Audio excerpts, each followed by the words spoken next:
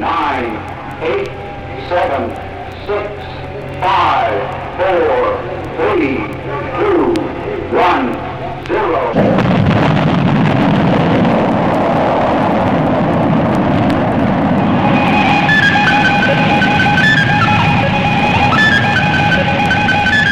Space Diary Program number 5007.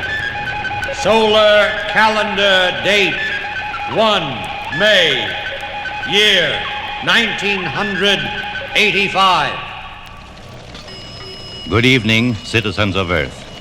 Citizens of Earth origin or any other planet in the solar system. This is Dr. Harold Lippincott, your Space Diary commentator. Tonight on your telescreen, we will see and hear firsthand one of man's most momentous space adventures. A boy and girl will go to the moon. Yes, the first of our Earth children will make an unaccompanied lunar voyage from Space Platform 7 direct to the moon. What a great achievement for these two youngsters. What a great honor for these first graduates of the World Junior Interstellar Cadets. The Interstellar Cadets, as you know, are a group of extraordinary children from all over the planet Earth. They are especially gifted and start training at one or several space academies on the home planet. Your commentator was privileged to visit Space Platform 7 last week. And before Cadet Bobby and Cadet Betty went into pre-lunar medical quarantine, I interviewed them. These telememory tapes will introduce you to these two exceptional youngsters.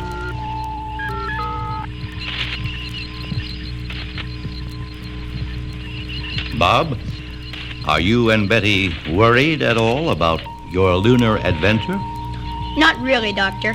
We've been thoroughly checked out on our space shuttlecraft, and of course, adults have made thousands of such trips. After all these years of training, I suppose it's really a great thrill.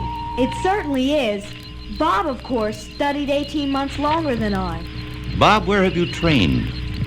Well, I had calculus and logarithms in elementary school in Washington, USA. Then I spent 1 year in the Space Flight Center at Houston, USA.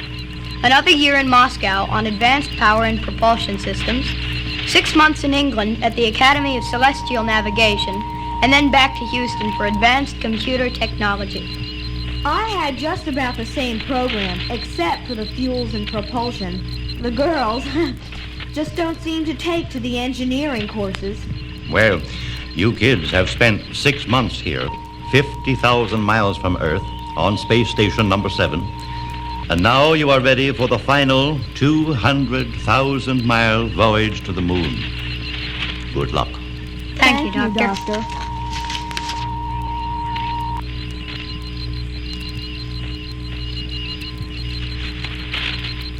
It is now a few minutes before the cadets leave the quarantine chambers and board their shuttle rocket. Telecontrol, can we have an audio line to launch QC on platform number 7? Can you hear us, QC7?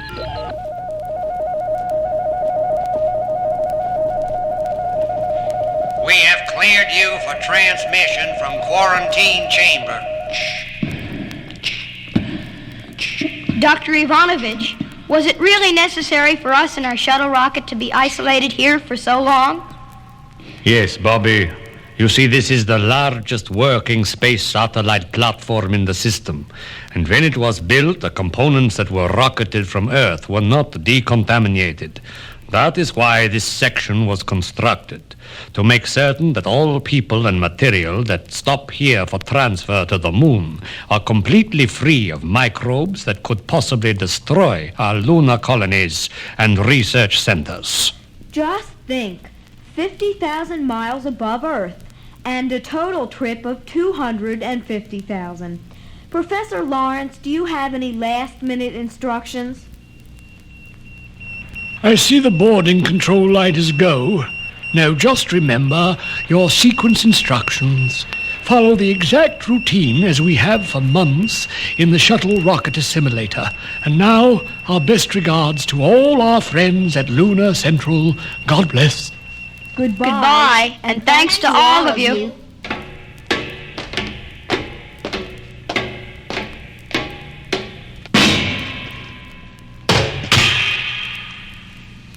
Check 1, airlocks.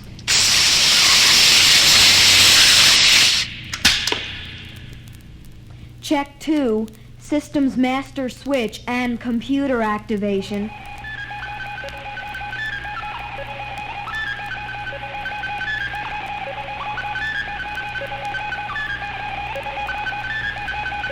All go.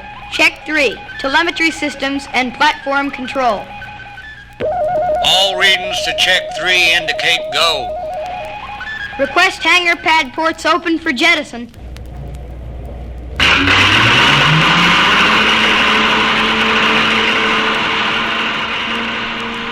Ship is clear of platform. 200 meters. 600 meters. 1,500 meters. 3,000 meters. Shuttle requests clearance for rocket ignitions. Stabilize attitude 3 degrees. Attitude corrected. Hold. Fire!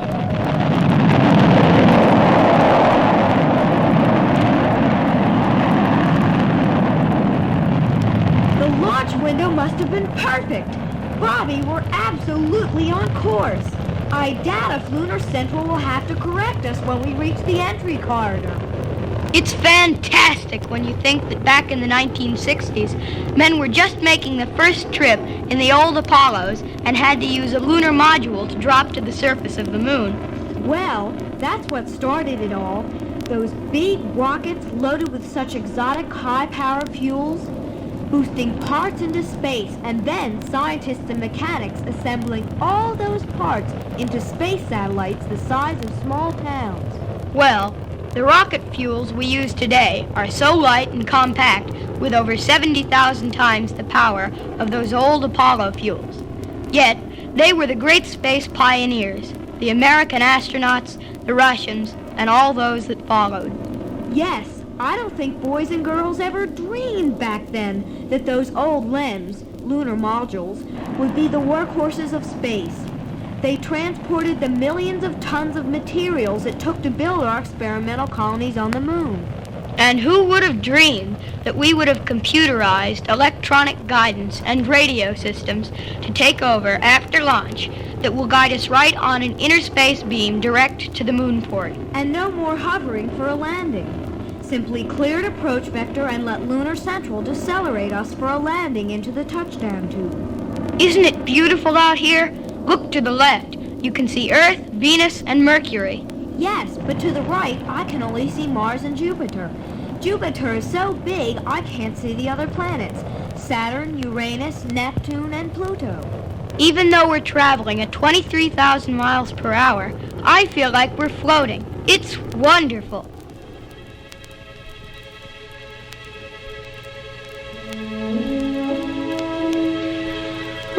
I think I'll take a nap.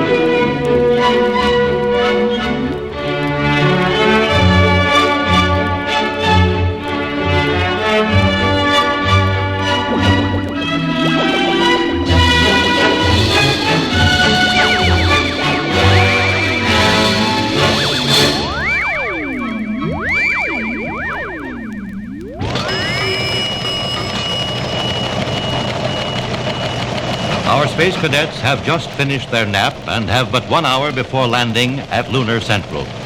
Let's switch over to the shuttle rocket.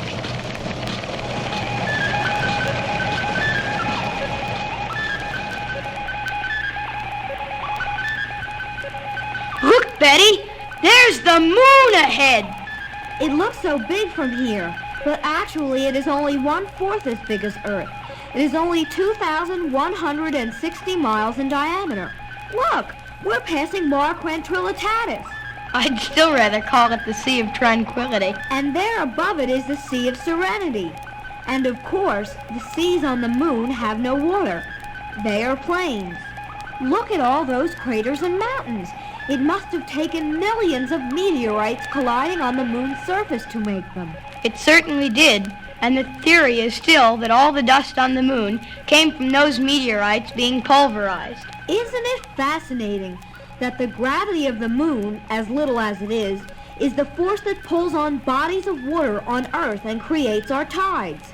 From here, you wouldn't think that the big mass ahead would revolve around the Earth every 29 1/2 days.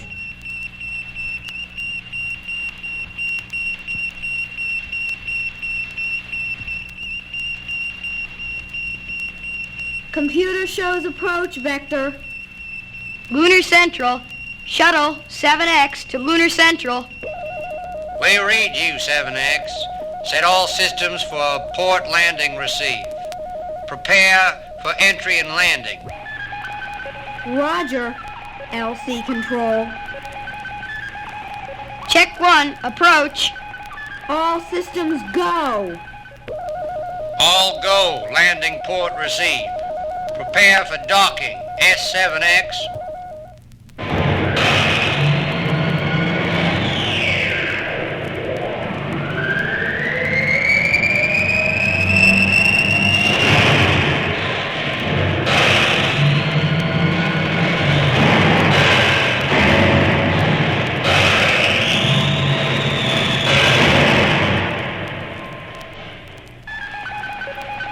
Request air integrity in reception chambers.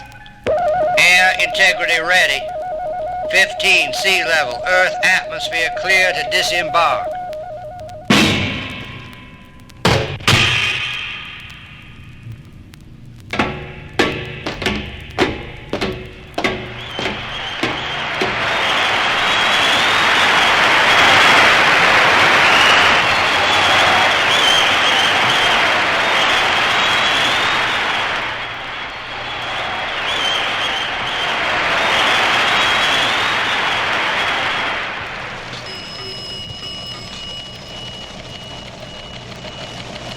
As you see, they have just left the hangar deck at Lunar Central and have cleared the airlocks into the colony. The crowd of scientists and technicians are going wild. What a space ovation! Dr. Aaron Smith, the station commander, is greeting them.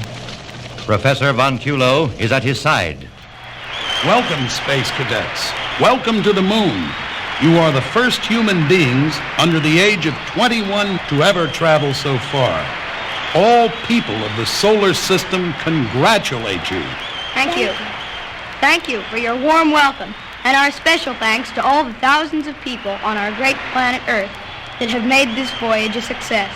And now, in celebration of this great occasion, we have planned a lunar party. We hope all young people throughout the solar system will join us in celebration of this great day in outer space.